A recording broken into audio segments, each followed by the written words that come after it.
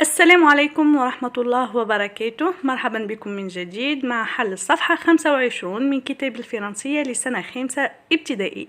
قبل أن نبدأ فضلا وليس أمرا أرجو الاشتراك في القناة ومشاركة الفيديوهات مع أشخاص آخرين لتعم الفائدة على الجميع. نبدأ بسم الله. أولا ندرس les adjectifs ordinaux، الصفات الترتيبية، أي لما نجد كلمة adjectif ordinaux فهي رتبة، الأولى، الأخيرة، الثانية، الثالثة وهكذا. لندرسها مع بعض. les adjectifs ordinaux هي عبارة على رقم ونضيف له im. L'adjectif ordinal est égal à un numéro plus im. L'adjectif ordinal est toujours un variable. الصفة الترتيبية دائما لا تتغير إلا premier تصبح première. وكما في اللغة العربية لا نقول الواحد، لدينا رقم واحد لكن الرتبة الأول. يعني تقابلها le premier الأول، أو في المؤنث la première الأولى. ولدينا le dernier الأخير ولا dernière الأخيرة. لدينا هنا premier بالنسبة للماسكولين المذكر الأول، première الأولى للمؤنث، وضغط الأرقام زائد im. هنا لدينا 2 زائد im تصبح deuxième الثانية، 3 plus im troisième، 4 plus im هنا أنزع حرف الأو وأضيف im quatrième، 5 أضيف لها حرف الأو ثم im لتصبح cinquième، 6 plus im sixième، 7 plus im septième، 8 plus im huitième، 9 هنا أغير الإف بحرف الفي لتصبح neuvième، 10 plus im dixième، dernier تصبح dernière. تتغير إلا premier تصبح première في المؤنث، ودرني تصبح dernière في المؤنث. أما باقي الصفات العددية الترتيبية تبقى كما هي سواء في المذكر أو المؤنث. Complète par les jours de la semaine، أكمل بأيام الأسبوع، puis chante avec tes camarades، ثم غني مع زملائك. Mes photos de vacances، صور العطلة. Dans mon album, chaque jour j'ajoute une photo de mes animaux préférés. في ألبومي كل يوم أضع صورة لحيواناتي المفضلة. Le premier jour اليوم الأول dimanche الأحد une autruche نعامة. Le deuxième jour هنا سأقوم بالحل مباشرة، أكمل أيام الأسبوع. Le deuxième jour lundi une pédrix. اليوم الثاني الأثنين طائر الحجلة. Le troisième jour mardi un serpent. اليوم الثالث الثلاثاء ثعبان. Le quatrième jour mercredi un éléphant. اليوم الرابع الأربعاء فيل.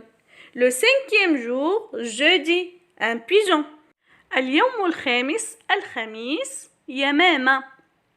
Le sixième jour vendredi un hérisson. اليوم السادس الجمعة قنفذ. Le septième jour nous les reverrons. في اليوم السابع نحن سوف نراهم. Relis la comptine puis réponds aux questions. أعد قراءة الأنشودة ثم أجب على الأسئلة. A. Quel jour correspondant aux animaux suivants؟ ما هي الأيام المرتبطة بالحيوانات التالية؟ un éléphant الفيل، une pédrix الحجل، un hérisson القنفذ. Le quatrième jour un éléphant. Le deuxième jour une pédrix. Le sixième jour un hérisson. B. Quel jour reverra-t-on les animaux? في أي يوم ستعيد رؤية هذه الحيوانات؟ Le 7e jour.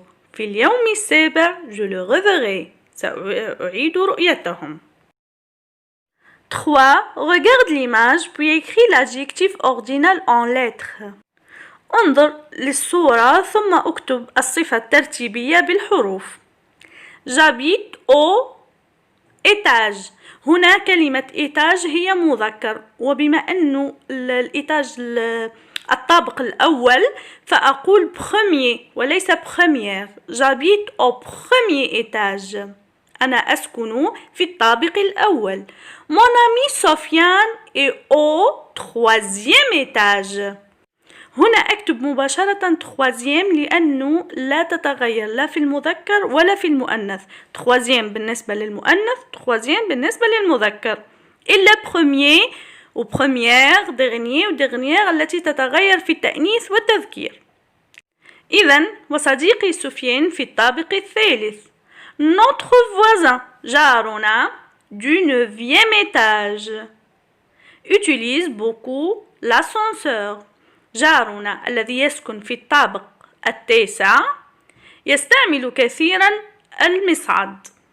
نلاحظ في هذا المبنى أن آخر طابق هو التاسع، وكلمة إيتاج كما قلنا هي ماسكولين، لذلك أقول c'est le dernier étage وليس la dernière. c'est le dernier étage de l'immeuble في هذا المبنى، وهو آخر طابق في هذا المبنى. 4. Combien y a-t-il d'étages dans ta maison ou ton immeuble? كم يوجد من طابق في منزلك أو في المبنى الذي تسكن فيه؟ مثلا أقول il y a 9 étages à mon immeuble. يوجد 9 طوابق في المبنى الذي أسكن فيه. 5. À quel étage habites-tu? 5. J'habite au 5e étage. أنا أسكن في الطابق الخامس. شكرا لكم على حسن المتابعة. إن شاء الله يكون الفيديو مفيد لأبنائكم يا رب. حبيت فقط نشكر الكثير من المشاركين اللي كانت تعليقاتهم كلها تحفيز وتشجيع. نشكركم من كل قلبي. إن شاء الله تفرحوا بولادكم، وربي يقدرنا على فعل الخير، وربي يقدركم أنتم إنكم تعاونوا ولادكم. إلى اللقاء مع فيديوهات أخرى إن شاء الله.